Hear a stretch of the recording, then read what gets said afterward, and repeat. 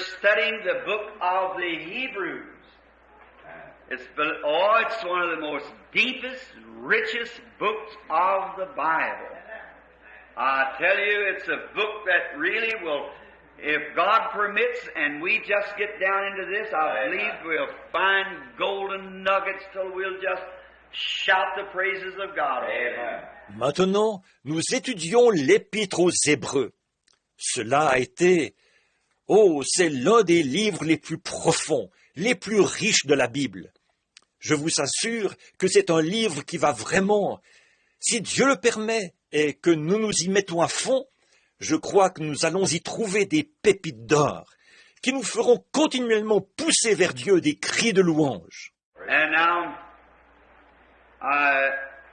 the book of Hebrews, really what it is, it's supposedly to be written by St. Paul, the greatest Bible expositor, I guess, the world's ever had outside of our Lord Jesus Christ. Amen.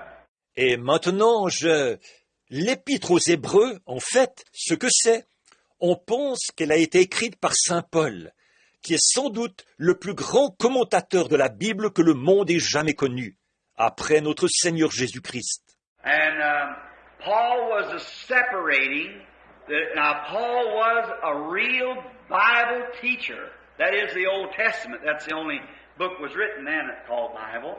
Et Paul faisait là la distinction. Or, Paul était un vrai docteur de la Bible, c'est-à-dire de l'Ancien Testament.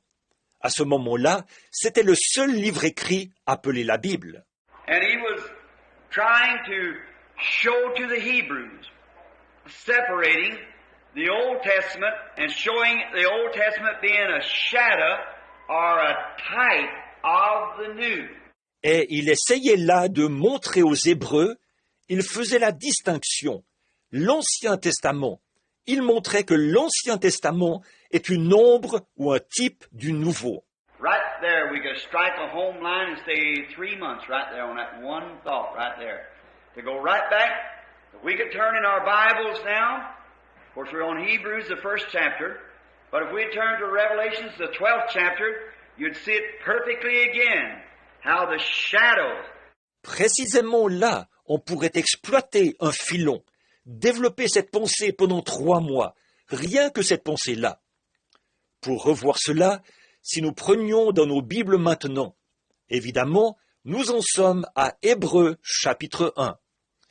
Mais si nous prenions Apocalypse chapitre 12, là aussi vous verriez cela parfaitement, cette question des ombres. If you've got your pencils and go to jot down the scriptures, in Revelations 11, we find out that John on the Isle of Patmos saw a woman standing in the skies, and she had the sun at her head and the moon under her feet.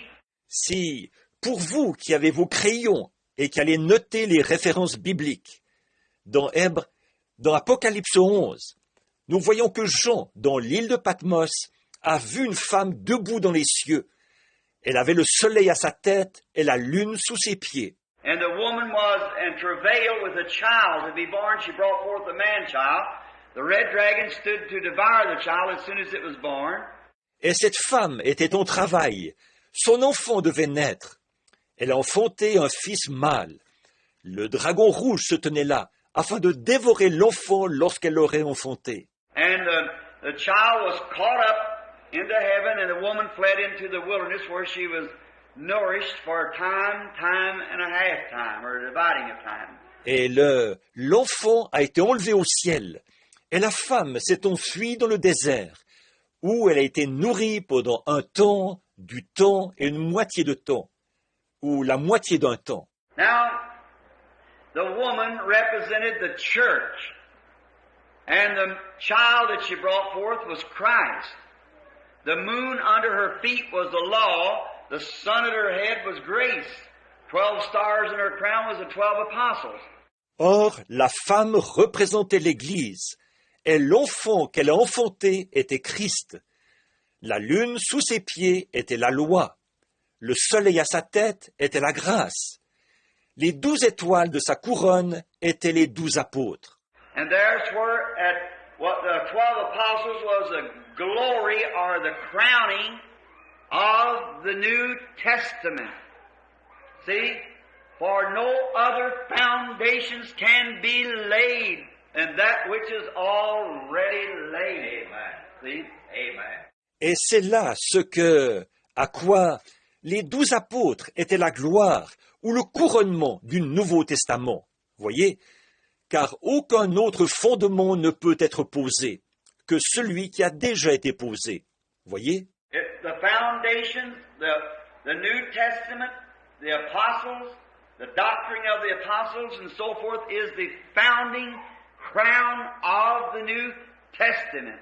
Le fondement, là, le Nouveau Testament, les apôtres, la doctrine des apôtres et tout, c'est la couronne qui constitue le fondement du Nouveau Testament. And then, the moon is the shadow of the sun.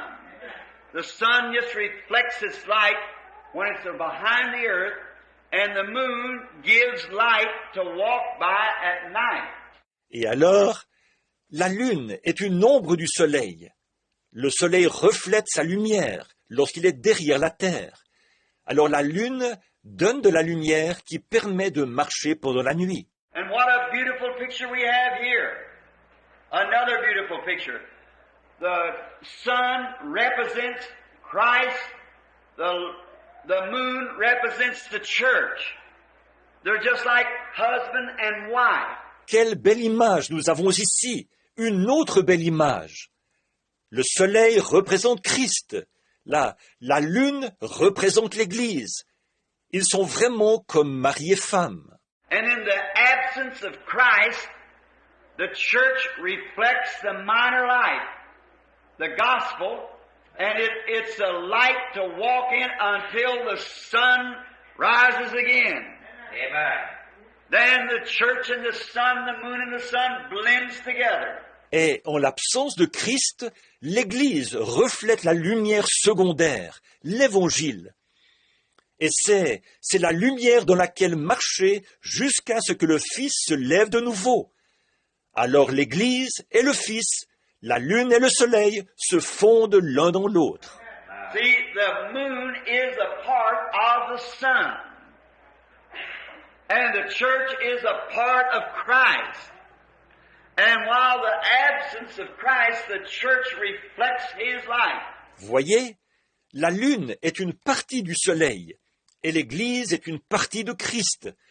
Et pendant l'absence de Christ, l'Église reflète sa lumière à lui. And then as sure as we can see the moon shining, it knows the sun shining somewhere. Amen. And as long as the church is reflecting the light of Christ, Christ is alive somewhere. Amen. Think of it. Et alors, aussi sûr que nous voyons la lune briller, elle sait que le soleil brille quelque part. Et tant que l'Église reflète la lumière de Christ, Christ est vivant quelque part. Amen. Réfléchissez à ça. Now, the law was a type of the grace, but law had no saving power in it. Law was a policeman. The policeman put you in jail. But you see, it taken grace to get you out of jail. See? Or, la loi était un type de la grâce, mais la loi n'avait pas en elle le pouvoir de sauver. La loi était un policier. Le policier vous avait mis en prison, mais vous voyez, il a fallu la grâce pour vous faire sortir de la prison. Voyez?